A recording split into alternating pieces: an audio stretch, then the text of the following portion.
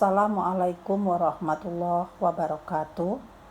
Kita lanjutkan kembali tahsin satu hari satu ayat dengan membaca kelanjutan dari ayat 157, yaitu ayat 158 surah Al-Baqarah. A'udzu billahi minasyaitonir rajim. Bismillahirrahmanirrahim. Innas safa wal marwata min sya'airillah faman hajjal baita aw i'tamara fala junaha alaihi ayyat tawafa bihima wa ma tatawwa'a khairan fa innallaha syakirun alim. Innas safa, nun bertasydid dibaca wajib mendengung. Ukuran mendengungnya sekitar 2 ketukan jari kita. Innas safa, shad itu tipis ya. Fa 2 harokat karena ada alif. Wal marwata min sya, nun sukun bertemu dengan huruf shin dibaca ikhfa atau samar. Cara samar itu adalah sukunkan dulu kepada huruf nun min, lalu segera masuk kepada huruf shin sya ya. Kita lanjutkan lagi. Sya'ah, ada tanda mat di atas ain dibaca 4 atau 5 harokat. Irillah, karena huruf Allah didahului dengan kasroh dibaca tipis irillah. Faman hajjah, nun sukun bertemu huruf ha dibaca jelas. Hukum bacaannya adalah idhar. Hajjal baita, setiap huruf yang bertasydid maka ditekan. Hajjal baita awi tamaro awi, ain sukun itu ainnya keluar dari tenggorokan bagian belakang. Awi tamaro. Fala lam alif, lamnya ada alif dibaca 2 harokat. Junaha, na panjang 2 harokat karena fathahnya disertai dengan alif. Alaihi ayyat tawafa, ai nun sukun bertemu dengan huruf ya disebut idgham bi gunnah. Ayyat tau, nah dengungkan dulu baru kemudian ditekan karena huruf to-nya bertasydid. Tawa, wa-nya juga bertasydid ditekan. Bihima, ma 2 harokat. Wa ma tatawwa'a, wawnya bertasydid juga ditekan. Khaira, kalau berhenti di situ maka fathahnya dibuang 1 dan dibaca panjang 2 harokat. Namun pada waqaf lam alif ini adalah lebih utama dibaca wasol atau sambung. Bagaimana ketika nafas kita tidak kuat? Boleh berhenti dulu pada bacaan tatawwa'a khaira, kemudian kita ulang kembali wa ma tatawwa'a khairan fa innallaha, nun bertasydid wajib mendengung. Fa innallaha, huruf Allahnya baca tebal lamnya. Fa innallaha syakirun, sya 2 harokat karena ada alif.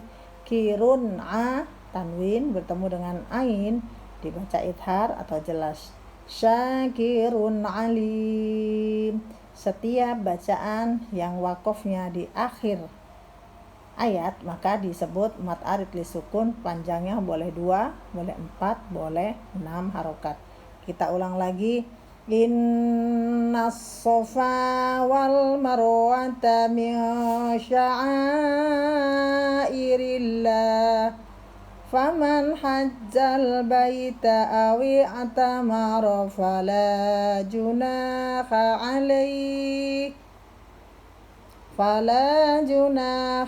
alaihi ayyat tawafa bihima wa ma tatawwa'a khairan fa innallaha syakirun alim. Shadaqallahul azim. Kita baca artinya. Aku berlindung kepada Allah dari segala godaan syaitan yang terkutuk dengan nama Allah yang Maha Pengasih lagi Maha Penyayang.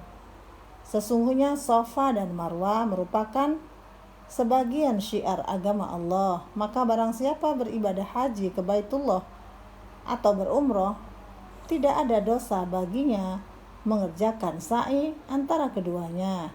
Dan barang siapa dengan kerelaan hati mengerjakan kebajikan, maka Allah Maha mensyukuri, Maha mengetahui. Pemahaman dari ayat ini adalah bahwa pada ayat ini ada kabar gembira. Kabar gembira itu ditegaskan kembali dengan menjelaskan bahwa Safa dan Marwah itu adalah bukit. Jadi Bukit Safa dan Marwah adalah salah satu tempat ibadah, dan barang siapa ingin mengerjakan ibadah haji, haruslah ia melakukan sa'i antara Safa dan Marwah. Dengan demikian, nyatalah bahwa kaum muslimin pasti akan berhasil menaklukkan kota Mekah, karena Mekah adalah tempat melakukan ibadah haji yang menjadi rukun kelima dalam Islam yang harus dikerjakan oleh setiap muslim yang mampu. Karena itu, Masjidil Haram dan sekelilingnya harus dibersihkan dan harus disterilkan dari berhala serta kemusyrikan. Meskipun ada perbedaan pendapat antara imam-imam mazhab mengenai hukum sa'i, ada yang menganggapnya sebagai rukun haji seperti Imam Malik dan Imam Syafi'i, dan ada pula yang menganggapnya sebagai wajib haji seperti Imam Abu Hanifah. Namun jelas bahwa sa'i itu harus dikerjakan dalam menunaikan ibadah haji. Secara umum, tidak ada perbedaan antara rukun dan wajib haji, tetapi khusus dalam masalah haji dibedakan antara keduanya. Rukun ialah yang harus dikerjakan atau tidak dapat diganti atau ditebus. Wajib adalah salah satu yang wajib dikerjakan, tapi jika ditinggal harus diganti dan membayar denda atau dam.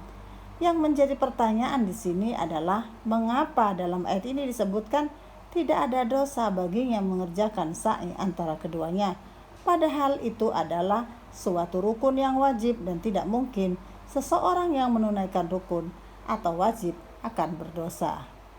Hal ini untuk menghilangkan keraguan-raguan kaum muslimin tentang mengerjakan sa'i, karena kaum musyrikin juga mengerjakan sa'i dalam ibadah mereka.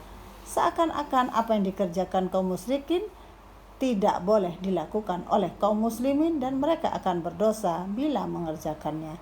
Jadi harus dipahami bahwa maksud mengerjakan sa'i kaum musyrikin berbeda dari kaum muslimin. Mengerjakan sa'i itu adalah bukti atau perwujudan dari keimanan kepada Allah serta kepatuhan pada perintahnya.